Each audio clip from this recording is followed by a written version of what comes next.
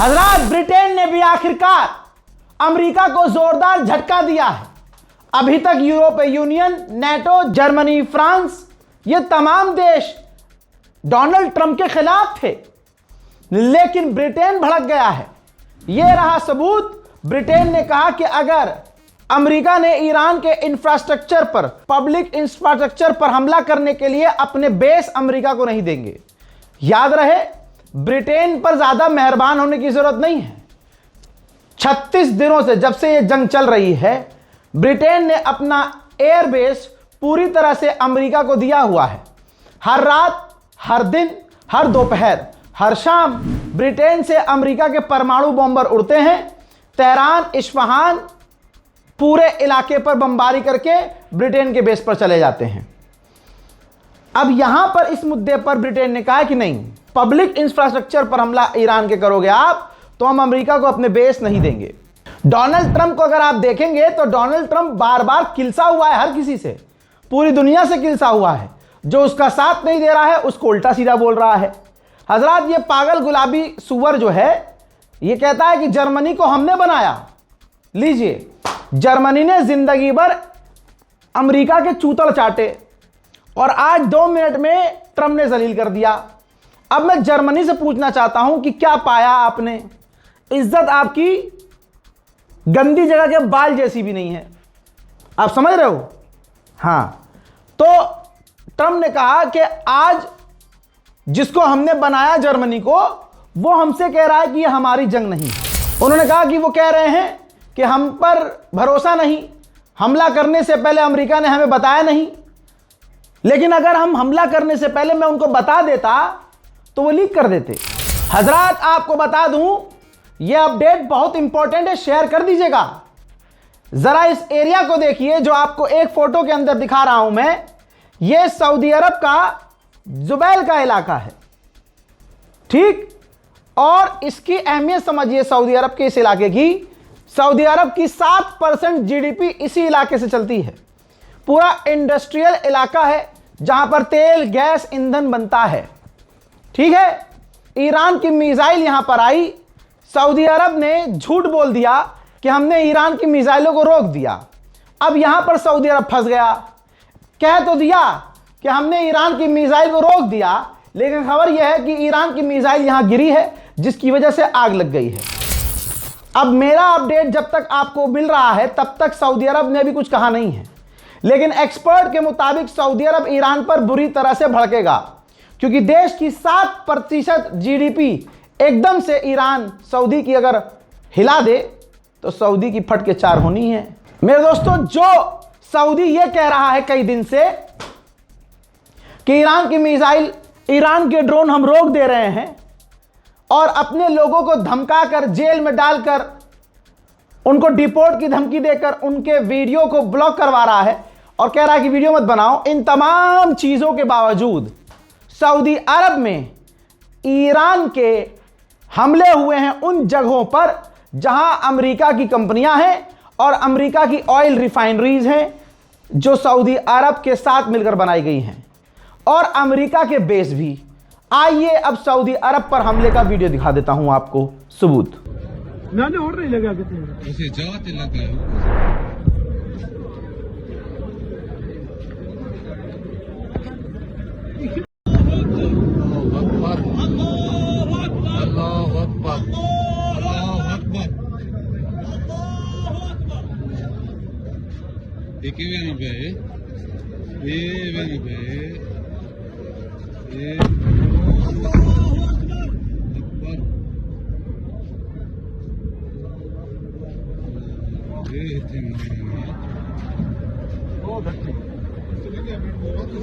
जाते लगा है। मैंने और नहीं लगा कितने उसे जाते लगा है।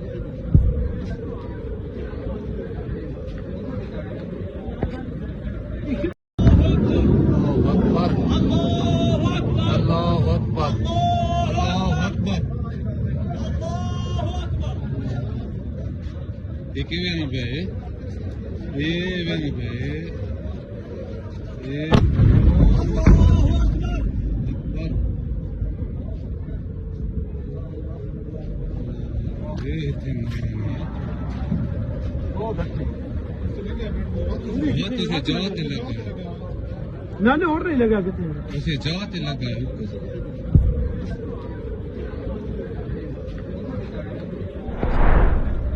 अल्लाह अकबर, अल्लाह अकबर। उधर अमेरिका का प्रॉक्सी बनने चला था कुर्द अमेरिका का प्रॉक्सी बनने चला था। ट्रंप ने एक बार ऐलान कर दिया शुरुआत में कि हम कुर्द को हथियार देने वाले हैं, और ये खुश हो गए। इराक के आसमान से जहाज से हथियार फेंके, कुर्द ने उठाए और चल दिए लड़ने के लिए कि हाँ ईरान। अरे जो ईरान अमेरिका इजराइल को पेल रहा हो, तुम किस खेत की मूली हो? लेकिन कुर्द के लीडर ने कहा कि हम ये कर देंगे, हम वो कर देंगे। इजराइल ने ईरान इराक के बॉर्डर पर हमले किए ताकि वहां छटनी हो जाए, बॉर्डर खराब हो जाए और कुर्द हथियार लेकर अंदर घुस जाए ईरान में। अब ये जैसी चीजें पता चली ईरान को, ईरान ने ताबड़तोड़ इराक में कुर्द के ठिकानों पर इतने हमले किए कि भाई साहब टट्टी निकल गई कुर्द की। भाई 10 दिन पहले कुर्द के लोगों ने कह दिया हमें माफ कर दो ईरान, हम इस जंग में नहीं है। मना कर दिया कुर्द ने, हम इस जंग में नहीं है। लेकिन वो दिन है और आज का दिन है। ईरान रोज बजा रहा है कुर्द को कि साला तुम्हारी हिम्मत, हाँ में हाँ मिलाने की हिम्मत हुई कैसे तुम्हारी। और उसके बाद आज रात भी, जो रात बीती है, इराक में कुर्द के ठिकानों पर ईरान ने हमले किए हैं। साला माफी मांग चुका है कुर्द का आतंकी पूरा ये संगठन, लेकिन ईरान कह रहा ना, इस बार नहीं बख्शेंगे। देखिए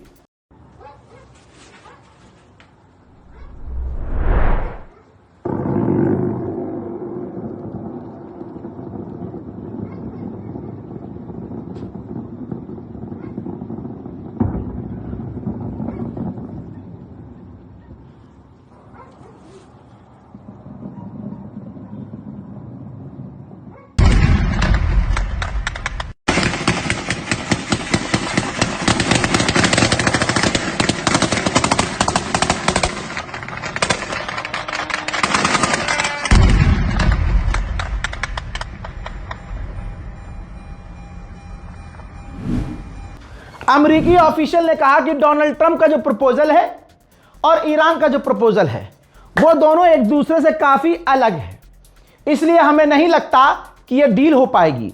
हजरात मोहतरम, यही वजह है कि डोनाल्ड ट्रंप ने पूरे ईरान को मिटाने की धमकी दी है।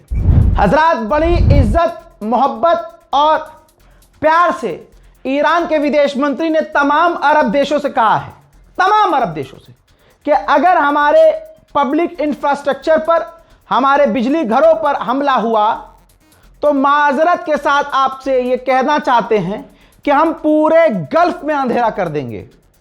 और ये हम खुशी से नहीं कर रहे हैं, हम अपने आप को बचाने के लिए कर रहे हैं। दूसरी तरफ अमेरिका और इजराइल पूरी रात ईरान पर हमले करते रहे। मेरा यह बात कहना गलत होगा कि पूरी रात, अजी लगातार दिन हो या रात, सुबह हो या शाम, ईरान पर हमले जारी हैं। देखिए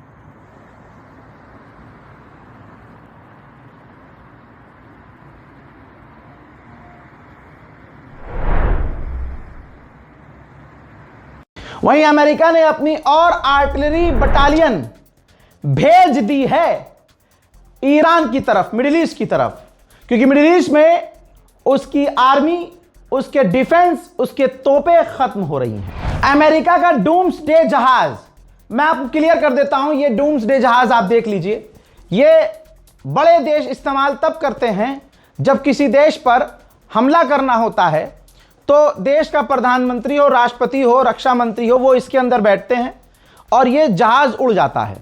ये रडार पर नज़र नहीं आता, ट्रैक नहीं होता और ये आसमान में रहता है। तमाम टेक्नोलॉजी इसके अंदर होती है। राष्ट्रपति हो या प्रधानमंत्री, वो अपनी सेना से इस जहाज के अंदर बैठे बैठे कनेक्टेड रहता है। यहाँ तक कि इस जहाज में इतनी ताकत होती है कि इस जहाज के अंदर बैठकर वो किसी भी देश पर परमाणु हमला भी करवा सकते हैं। इस जहाज में बैठे होकर आसमान में उड़ने का फायदा ये होता है कि जो इस जहाज में होता है वो दुश्मन के जवाबी हमले से बचता है। अब मामला यह है कि यही अमेरिका का डूम्सडे प्लेन आसमान में दिखा है। हाँ, ये नहीं कह सकते कि ट्रंप उसके अंदर है कि नहीं, लेकिन उड़ा है तो कुछ तो हो रहा है। ईरान के डिप्टी मिनिस्टर ने मांग की है अपने ईरान के लोगों से, और यकीन मानिए ईरान के लोग सब कुछ करेंगे अपने मुल्क के लिए। उन्होंने कहा कि अपने इलाके में जो आपके पावर ग्रिड है ना, इलेक्ट्रिसिटी दफ्तर हैं, उन तमाम चीज़ों से दूर नहीं बल्कि उन पावर ग्रिड के पास इकट्ठा हो जाओ और प्रदर्शन करो। अमेरिका के हर सेकंड अंधे पैसे लग रहे हैं। जरा इस तस्वीर को देख लीजिए। 42 बिलियन डॉलर खर्च हो चुके हैं और तेजी से और खर्चा हो रहा है।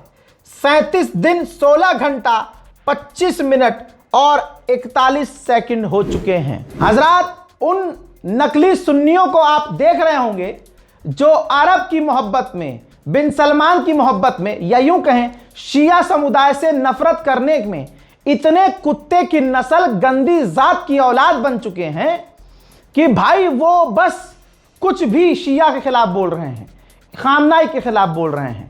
उनकी नजर में डोनाल्ड ट्रंप सुन्नी है। उन सुअरों की नजर में, उन यजीद की गंदी औलादों की नस्ल के बच्चों के बच्चे जो आज पैदा हुए हैं, जो ईरान के खिलाफ बोल रहे हैं, उनके लिए टनाटन सुन्नी अगर कोई है तो भाई वो गुलाबी सुअर है। अब आप समझिए, अमेरिका में जो एक पादरी है उसने एक बयान में कहा कि ईश्वर ने डोनाल्ड ट्रंप को यहूदियों की मदद के लिए भेजा है ताकि डोनाल्ड ट्रंप पूरी दुनिया में मुसलमानों का सफाया कर सकें। अल्लाह अकबर। यानी दुश्मन शिया सुन्नी नहीं कर रहा है, हमारे बीच बैठा हुआ मुस्लिम नुमा दाढ़ी लगाकर ये हराम का जना, ये सुअर का पिल्ला, ये गंदी नाली का कीड़ा शिया सुन्नी कर रहा है। इतने बड़े सुन्नी अगर हम हैं तो हमारा कोई मौलवी फिलिस्तीन के लिए तो दुआ नहीं करवा सकता। भाई साहब, मौलवी हमारा इतना डरता है सुन्नियों का हमारा मौलवी। अगर खामनाई शियों के लिए मरते तो बात अलग थी भाई, वो दीन के लिए शहादत पे चढ़ गए। लेकिन आप देखिए हमारे सुअर कितने गंदे हैं। यहां भी तो सुअर हैं।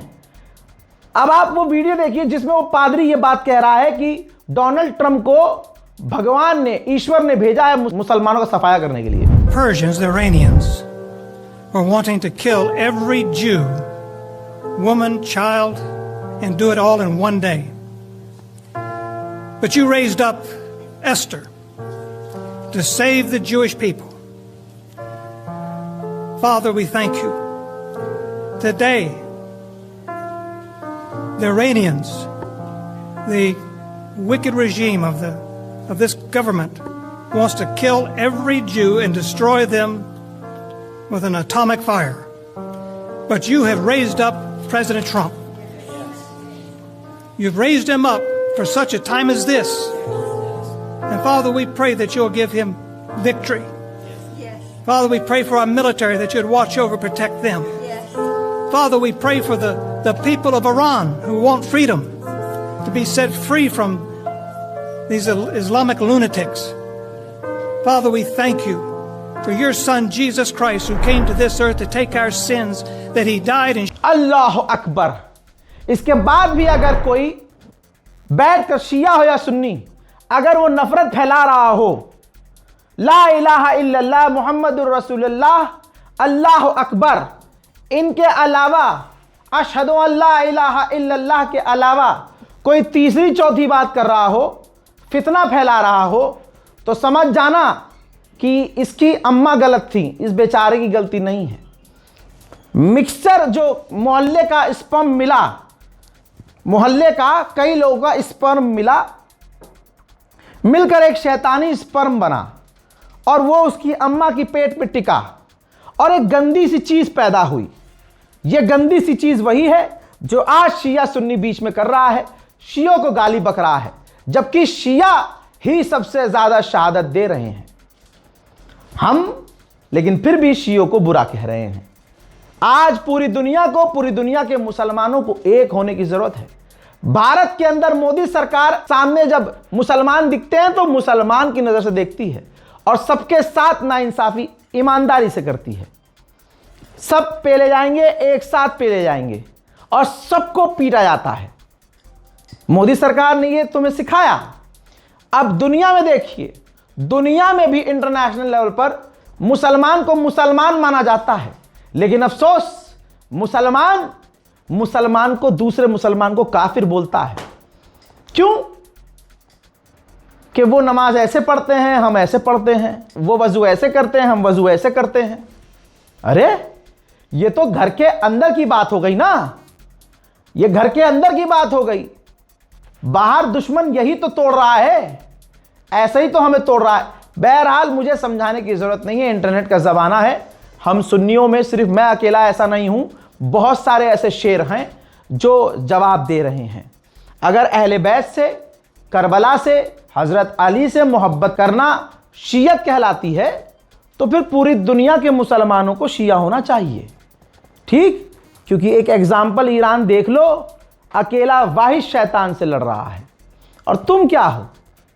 तुम किस खेत की मूली हो? तुम्हारे चूतड़ों में इतना दम नहीं कि मोदी सरकार की गलत नीतियों पर आवाज उठाओ, लेकिन मुल्ला जी दाढ़ी लेकर, टोपी इतनी ऊपर, इतनी ऊंची टोपी लगाकर, सदरी पहन के नमाज पढ़ाने के लिए कोई रख नहीं रहा, मदरसा पढ़ाने के लिए ऐसे मुल्ले बलात्कार करते हैं, लड़कियों का नहीं लड़कों का भी करते हैं। ऐसे मुल्ले वीडियो बना रहे हैं शियों के खिलाफ और शिया सुन्नी इत्तेहाद के खिलाफ फितना फैला रहे हैं।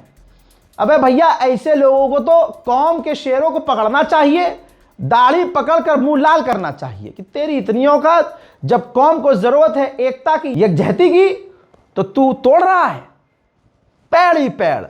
फिलहाल की इस रिपोर्ट में इतना ही। जय हिंद।